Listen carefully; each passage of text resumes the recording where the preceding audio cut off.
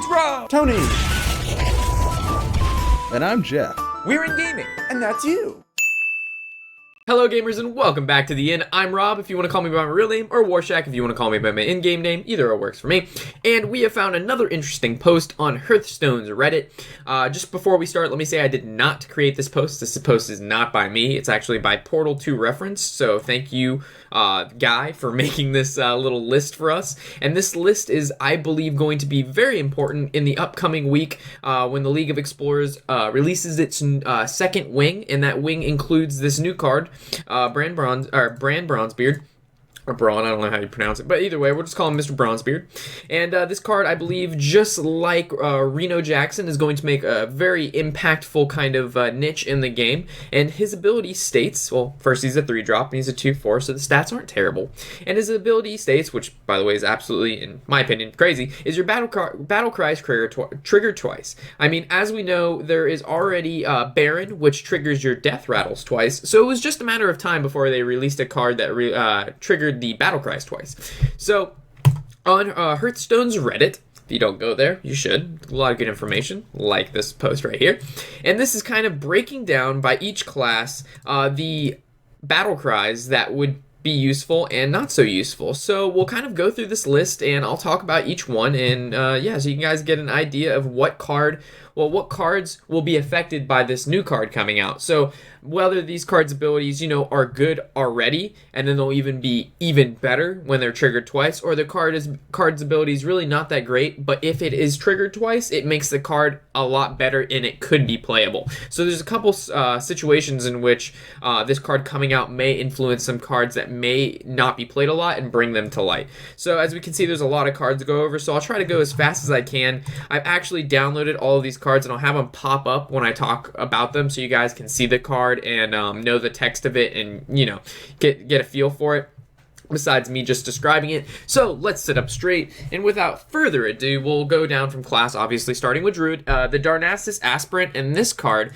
is a 2-drop, 2/3, and it states that when it's played, you get a mana crystal, and then when it dies, you lose a mana crystal. But the good thing about this is when it gets brought out, you keep the mana, you actually get 2 mana crystals, but when it dies, you only lose 1. So it's initially, you always keep at least 1 mana crystal, and then of course you have the extra one when it is alive, and then when it dies, you lose 1. The Wild Waker, I don't know the stats of this off the top of my head, but I know it gives a friendly beast. I believe it's like +2 or +4 health, so this will actually double that. And a question I have is whether you'll be able to target, since it triggers it twice, if you're actually going to be able to target one creature, give it whatever battle cry, and then it's going to you're going to be able to retarget another creature because, it triggers twice, or is it going to just give the effect twice on one creature, whoever you target? So it's either you're going to be able to target one, target another as triggers twice, or it triggers twice on the same target. So I'm not actually sure how this new ability is going to work with battle cries regarding targeting creatures.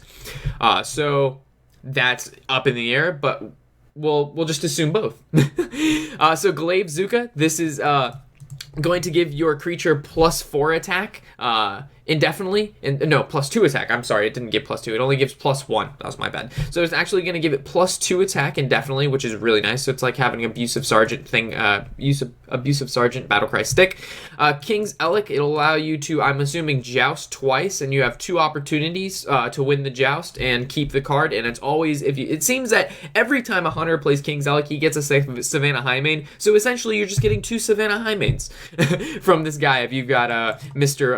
Bronzebeard out. The Metal Tooth Leaper, give all of your mechs, I believe it says +2 attack, so it'll be +4 attack, which is insane. Giving all creatures +4 attack is, that's better than a Bloodlust, and Bloodlust is a 5-drop, and I believe the Leaper is a 3-drop, if I remember correctly. The cards all should be on the screen, so if I make the stats wrong, I'm sorry, but doing these off the top of my head, probably, yeah. So Core Ranger, this says when your hand is empty, it's a 4/4 already, give it +3/+3, so it actually gives it 6/6, which makes it a 9/9 if I can, and 10/10 because I can't count right.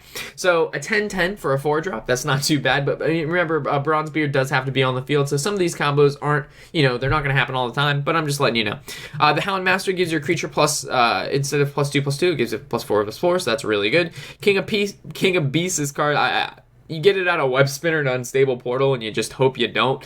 But yeah, so you'll actually get an additional +1 attack for each beast you have out. The Ram Wrangler, wow, this card I can see that being insane because you have 2 free beasts. It says when you have a beast on the field, summon a random beast. So this can be King Crush, Malorn. What is that beast? That's a 7. It like doubles every time it takes attack. For some reason I can't think of it. It's some Megalodon looking shit. Anyway, God, what is that card called? I know what it is. It's just on the tip of my tongue. Anyway, so that'd be insane. Double Ram Wrangler ability is insane. Spellslinger, this... you both get 2 spells, so this isn't... It benefits your opponent, too, so that's what makes this card kind of a downfall, is you both get a spell, so I guess giving your opponent... whatever, we won't talk about that. God Blast Mage, though, really, really nice. Instead of doing 4 damage randomly, it does 8 damage, which is a lot. It's like a free Avenging Wrath equipped to your Blast Mage, which already, it's only a 4-drop and it's a 5/4, so its value, the stats are already good, and then it doing an Avenging Wrath equipped to it, Jesus Christ, that's a lot. And then we have under the Paladin, we've got the Argent Lance. Honestly, this card isn't played, and I don't think having Bronzebeard out, or Brandsbeard, whatever, Mr. Beardman out will change this at all. So I won't even talk about that. Scarlet Purifier, I believe it says deal 2 damage to all Death Rattle cards, so it's going to deal 4 damage to all Death Rattle cards. Really doesn't make a significant difference there. Coghammer, this card... so it'll give 2 creatures Divine Shield and Taunt. That's pretty decent. It could be game changing. It's decent out of it. Dragon Consort, instead of it reducing the cost of a dragon by 2, it actually reduces it by 4. If I have that right, if it might reduce it by 3. I'm not sure yet. Or I'm not sure off the top of my head. Actually, I'll look for you real quick. He's off on the side here. So it's reduced it by 2. So I was right. So it reduces it by 4. I really don't think Dragon Paladin could become a thing, but I wouldn't really use this guy for that reason. Quartermaster, giving your Silverhand recruits plus an extra, well, +4/+4 instead of the original +2/+2. I think that's quite insane. Having a field full of 5/5s, I mean, that's pretty good. Tuskar Jouster, this guy, if you win the joust, you heal for, I believe, 5. Let me look real quick. He heals for 7, my bad. So you actually have the potential to heal for 14 if you win both jousts, but if you only win 1, you only heal for 7, so that's pretty good. Guardian of the Kings heals you for... I should be more familiar with Paladin cards. Heals you for 6, so this will actually heal you for 12. Pretty good. Priest, the Twilight Whelp, instead of it getting just +2 health, it'll actually get +4, making it a 2/5, and it's a 1-drop. So that's decent health, good stats, low cost. Shadow Bomber, if you feel like dealing 6 damage to both you and your opponent for 1 drop, and you happen to have Mr. Beardy on the field, that's pretty good. But no one plays Shadow Bomber. Shrink Master, this is good. As you see, there's a little quote here, situationally very good. So reducing the attack of one of your opponent's creatures by 4 could, if it's a 6 drop and you want a Cobalt Shadow Priest, it has 6 attack and you want to Shadow Priest it to take it, you can. Normally you'd only be allowed to take, a 4 drop. Most of a lot of common plays with the Shrink Master is the Shrink Master Ysera and then Shadow Priest it off because it only has 4 attack, but now you're able to go up to 6 if this guy's on the field. We have the Agent, which will now have, he's a 2, normally he would be a 3/4 because he gets +1 attack and taunt. It's not like you can double taunt the same creature, so it'll actually be a 3/4, which is really nice. Upgrade Repair Bot. This pretty good in my opinion. From what I remember, it gives the health of something +4, health of another mech +4, so it actually gives it +8, and that's a fuck ton of health. Like giving a card just here have 8 health. That's insane.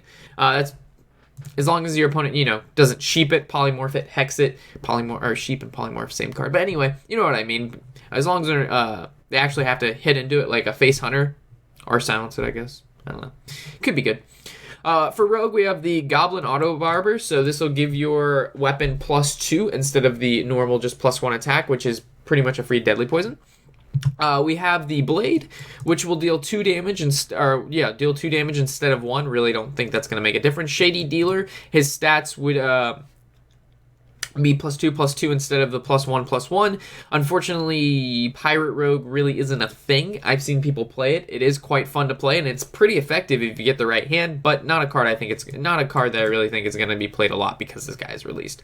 Dark Iron Stalker, this guy, I believe it says whenever this card takes damage, deal 2 damage to your opponent. So it'll actually deal 4 damage to your opponent every time this guy takes damage, which I could maybe see a combo in between Mr. Beard, give that guy immunity through commanding shout, throw out the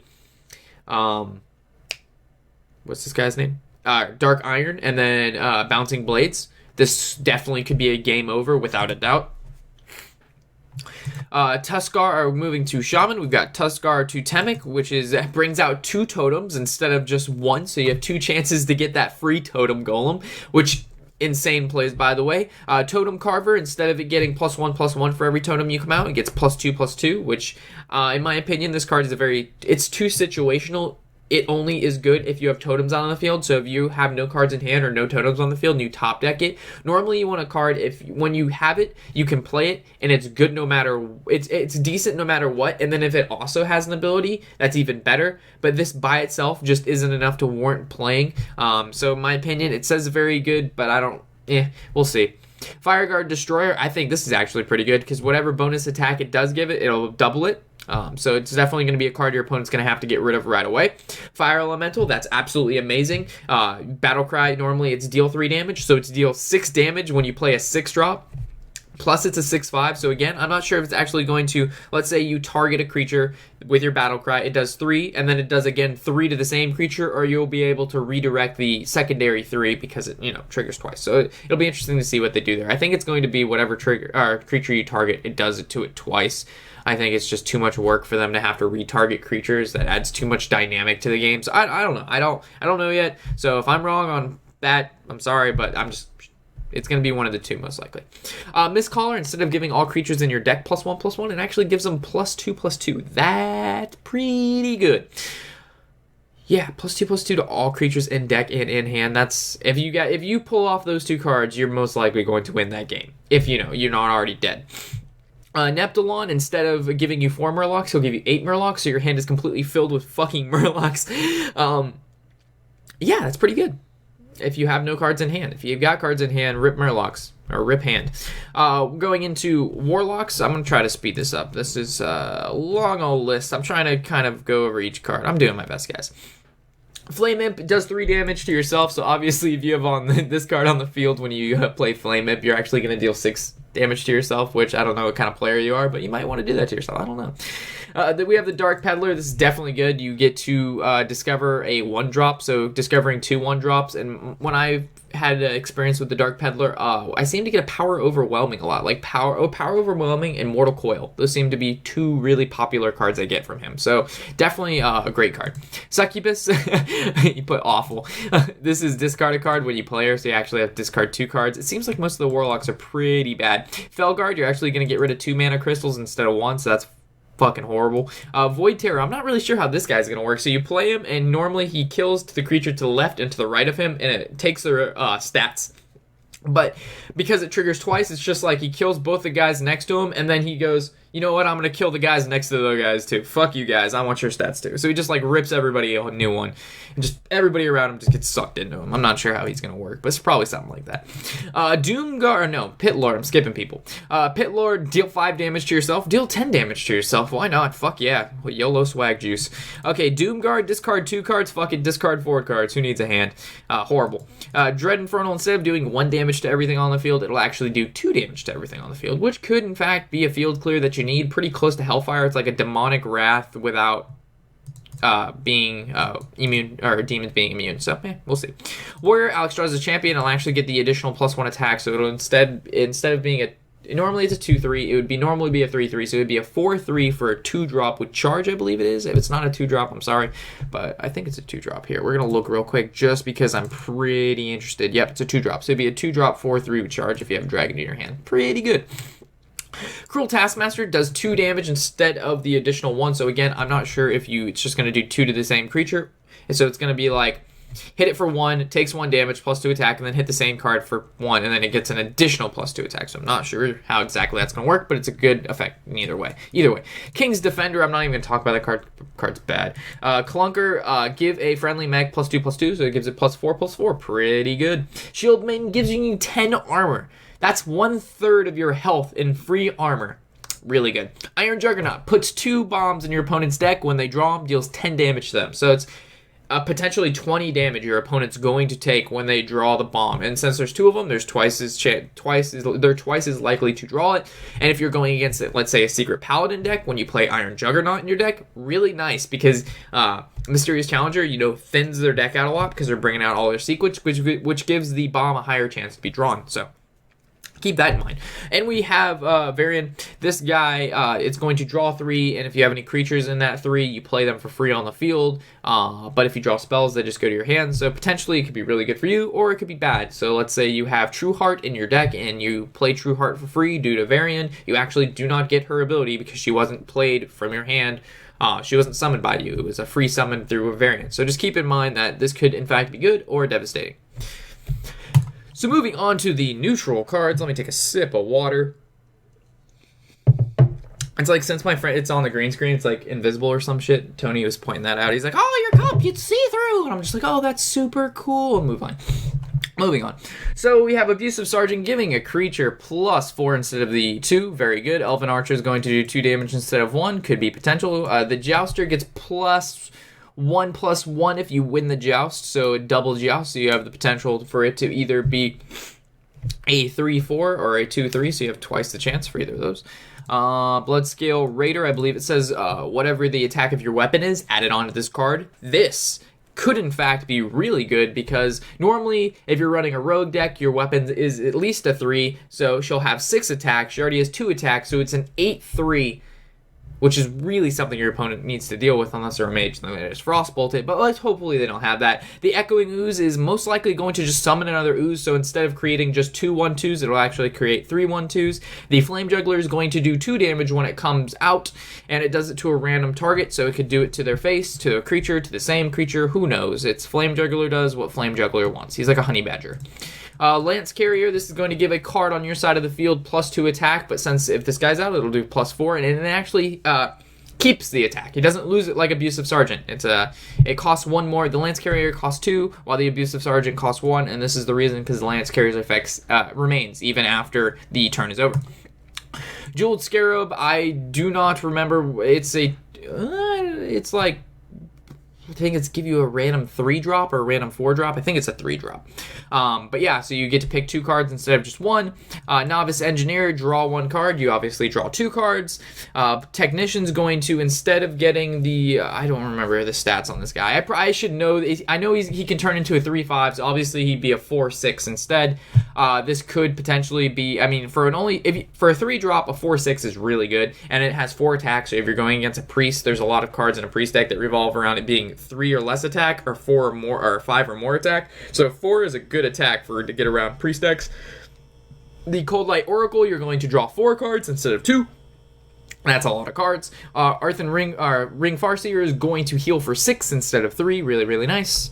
The Experimenter, I believe this card says draw a card. If it's a creature, turn it into a fucking chicken, and if it's a spell or whatnot, you actually just keep the draw, so you have a potential to get 2 chickens, or a chicken and a spell, or 2 spells and no chickens. Yeah, that's about it. Little Exorcist says for every death rattle on your opponent or your side of the field, get +1/+1. So it'll be +2/+2. I don't know, something like that. It's not played, who cares?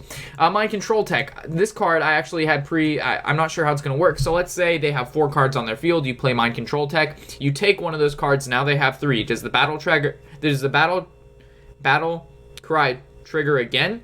Because they only have 3, or because the original battle cry worked, it's just the secondary one is triggering because of Bronzebeard. So I'm not sure if they actually have to have 6 cards on the field, or 5 cards on the field, because obviously if they have 5, you take 1, they have 4, then you take another, they have 3.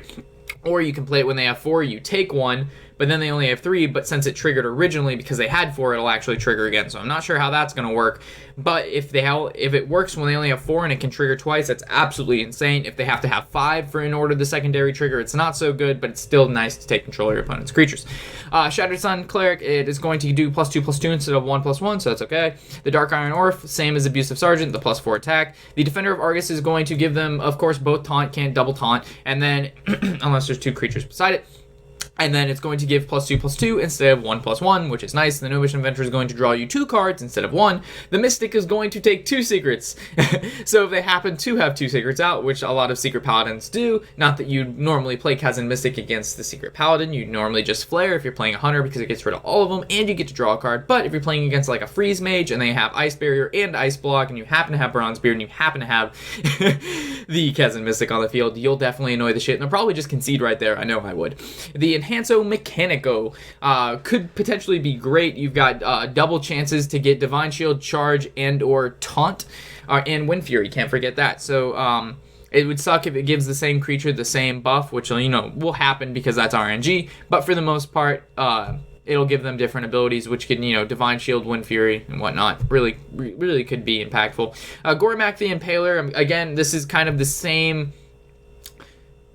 No, I wouldn't really say it's the same as the Mind Control tech. So if you have, 5 or more cards on the field, or 4 or more, not including Gormak, he does 4 damage, so you can potentially do 8 damage with this guy. Twilight Drake's going to have a fuck ton of health. For every card in your hand, it gets +1 HP, so you're actually going to get +2 HP for all cards in your hand. The Twilight Guardian is going to turn into a 4/6 with Taunt instead of a 3/6. So it gets the +1 attack. The Refreshment Vendor is going to heal each player for 6. The Antique Healbot's going to heal for 16.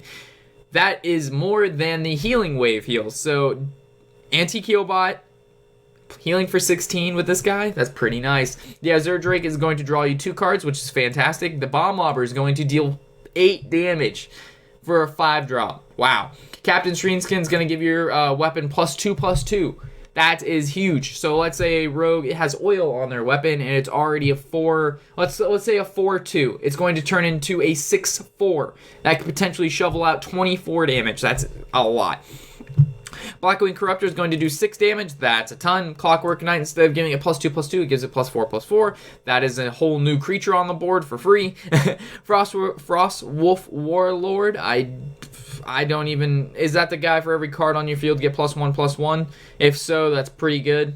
Lotha, making spells cost 10 instead of 5. Or, yeah, it would... Yeah, so it's going to make all spells cost 10 plus whatever cost they have. So unless they have a 0-drop card that they want to spend 10 mana on, they ain't playing shit the next turn. The Crusher is going to gain an additional +6/+6, so he's actually going to turn into a 12/12 if your opponent has 15 life or less. The Grand Crusader is going to grant you 2 random Paladin cards. Dr. Boom's going to summon 4 bombs. Not that he was broken enough from the start, so you have to deal with a field full of bombs. Nefarian, or I just call him Neff, is going to grant you 4 random cards from your opponent's class, and the North Sea Kraken is going to deal 8 damage instead of 4. I tried to make this video as quick as possible while explaining what each card does if you're not familiar with it, throwing the card on the screen, so it's actually going to take me a while to make, so whenever you see this, it might actually be a day or 2 after this post was already made. Again, I did not make this post for those of you who are, oh, you didn't do this, you stealing content. No, I am not stealing content.